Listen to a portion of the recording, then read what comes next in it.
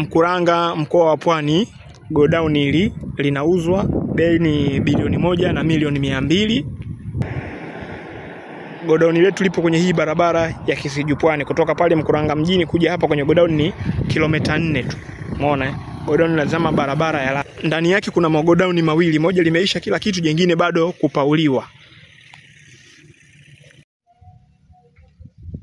Sasa hapa naingia ndani, muonekano wake wa ndani. Godown la kwanza ni hili ambalo limeisha kila kitu.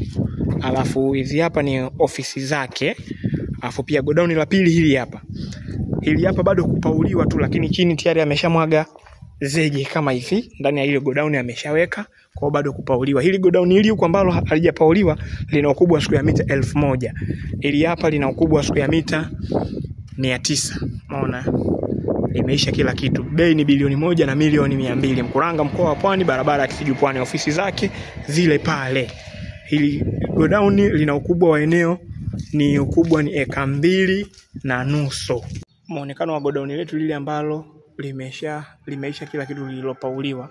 Umeona namna ilivyo. Kwa hiyo hapa unanunua kwa sababu matumizi ni industry area, unaweza ukaweka kiwanda kidogo. Bei ni bilioni 1 na milioni 200. Mkuranga, mkoa wa Pwani. Hili godown linazama barabara ya lami ya Kisiju Pwani. Na kwa nyuma ndo iko hivi.